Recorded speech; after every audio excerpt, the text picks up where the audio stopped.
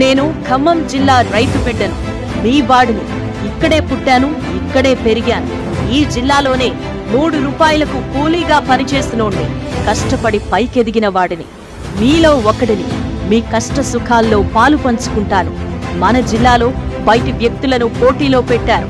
నన్ను అత్యధిక మెజారిటీతో గెలిపించండి. ఇక్కడే ఉంటా, మీకు అండగా ఉంటా అంటూ టీఆర్ఎస్ ఖమ్మం పార్లమెంట్ అభ్యర్థి నామా నాగేశ్వరరావు చేస్తున్న ప్రచారం స్థానికులను ఆలోచింపు చేస్తోంది. అవును, నిజమే. మన జిల్లాలో బయటి వ్యక్తుల పోటీ ఏంటి? ఇక్కడే పుట్టి ఇక్కడే పెరిగిన నామానే గెలిపిస్తే మనకు ఉపయోగం అనే చర్చ మొదలైంది.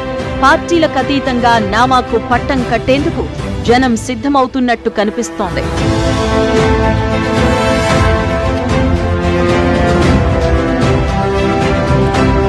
ఖమ్మం డిఆర్డీఏ వద్ద ఉన్న కూరగాయల సముదాయాన్ని ఎన్నికల ప్రచారంలో భాగంగా నామా సందర్శించినప్పుడు రైతులందరూ ఆయనను ఆత్మీయంగా పలకరించారు. పార్టీలకు అతీతంగా పనులు చేసిన మిమ్మల్ని గెలిపించుకుంటామని రైతులే నామాకు హామీ ఇవ్వడం ఆసక్తిగా మారింది. జిల్లాలో 1986లో మొట్టమొదటిసారిగా గ్రానైట్ ఫ్యాక్టరీ పెట్టి యువతకు పెద్ద ఎత్తున ఉపాధి అవకాశాలు కల్పించిన విషయాన్ని ఈ సందర్భంగా నామా నాగేశ్వరరావు గుర్తు చేశారు.